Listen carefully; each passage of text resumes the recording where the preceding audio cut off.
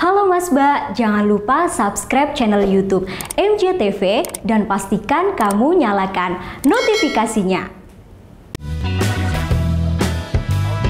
Gula seluk-beluk bea cukai. Dimasukin celana udah nggak kelihatan ya? Iya. Kalau kulkas nggak bisa kan nanti. Nggak bisa dong. Mengedukasi dan informatif. Barangnya ditahan bea cukai, dia langsung kaget. Dikemas dalam podcast ringan dan menarik. Pembayaran bea masuk dan pajak ataupun Saksikan lingkup bea cukai setiap Senin pukul 15 dan 18.30 waktu Indonesia Barat. Program ini disiarkan serentak di MJTV dan PJTV.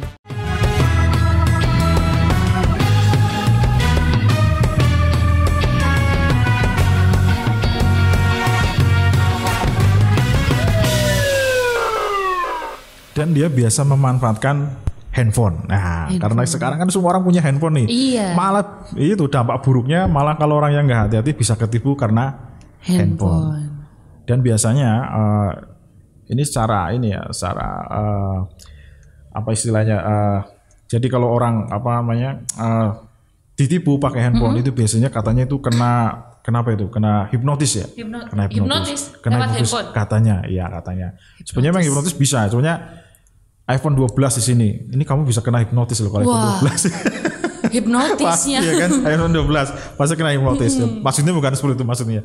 Maksudnya bukan karena jenis HP-nya. Jadi maksudnya di sini kalau saya pernah dengar nih kalau hipnotis itu biasanya kita ditanya 3 kali jawabannya iya. Itu maka mindset kita bisa disetir sama orang yang nelpon. Wih. 3 kali dikasih pertanyaan jawab iya terus. Iya. Bisa itu dia bisa masuk ke alam bawah sadar kita. Oke. Jadi contohnya gini, nama Mbak, apakah betul ini bicara dengan Mbak Dinda? Iya. Apakah Mbak Dinda tinggal di Magelang? Iya. Apakah Mbak Dinda pesan barang dari Singapura? Iya. Nah, udah masuk tuh. Loh, ini jangan-jangan Pak Sis penipunya ya?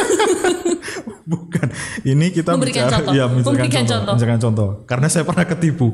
Saya pernah ketipu, tapi kasus lain.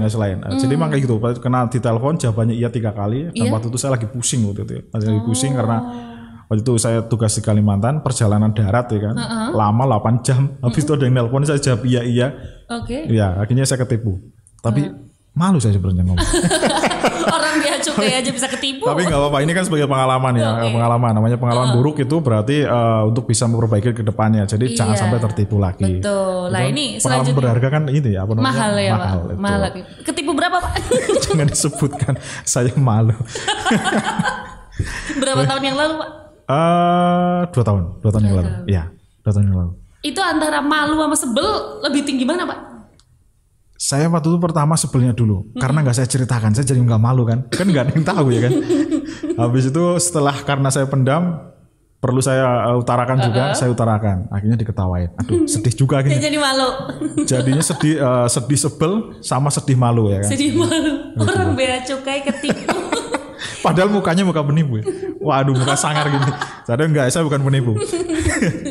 Baik, lanjutkan lagi ya. Lanjutkan tadi. Jadi kalau barang kiriman di sini, saya tekankan lagi tadi bahwa bea cukai itu hanya mengawasi lalu lintas barang yang keluar ataupun masuk dalam negeri.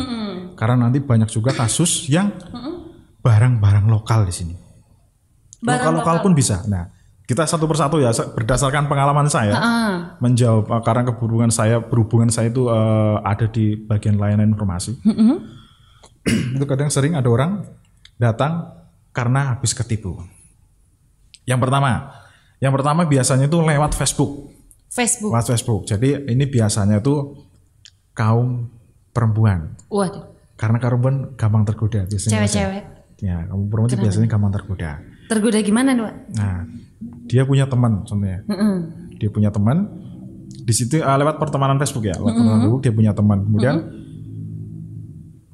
orang tersebut ngechat ke dia. Nah, kalau orang gampang tergoda kan dijawab ya. Ya, dijawab. Kemudian dia dekat. Setelah itu dia ngaku bahwa si cowoknya itu bekerja di luar negeri. Kemudian awal mula kenalan dari Facebook. Facebook dulu, pertemanan Facebook. Nah, dia ngaku di luar negeri. Kemudian karena dia sayang terhadap cewek itu, dia memberi hadiah. Wah. Seneng nggak dikirim hadiah? Iya. Seneng sih. Ini seneng bawa malapetaka sebenarnya kan. Kemudian setelah itu cowoknya nanti memberi nomor resi atas pengiriman barangnya. Biasanya itu hadiahnya berupa handphone, tas biasanya ya. Kemudian memberi nomor rekening. Ini udah dikirim. Iya. Berikut juga alamat website untuk men-trace atau mengecek keberadaan barang tersebut kan bisa kalau barang kiriman bisa di-trace dengan nomor resi ya kan. Kemudian setelah seminggu kemudian atau 4 hari kemudian nanti ada orang menghubungi, ngakunya sebagai bea cukai. Nah itu. Agen bea cukai, bukan agen bea cukai, sebagai bea cukai ataupun agen ekspedisi biasanya. Dia bilang bahwa itu 3 kali tadi itu. 3 kali tadi itu ditanya namanya, kemudian tempat tinggalnya dan mendapatkan barang ini, minta jawabnya iya. Udah bisa masuk udah itu. Habis itu ini barangnya ditahan sama bea cukai. Waduh. Wah, langsung pusing ya kan? Iya. Orang-orang kalau mendengar bea cukai kan takut ya. Padahal sebenarnya nggak menakutkan sebenarnya. Takut. Iya juga sih. Nah, itu makanya kami bersosialisasi, maksudnya mensosialisasikan kepada masyarakat biar masyarakat itu mengetahui jangan takut lagi sama bea cukai. Biar mengetahui bea cukai itu apa ya kan. Nah, karena biasanya banyak orang nggak tahu bea cukai, benar-benar bea cukai malah takut. Nah, kemudian dia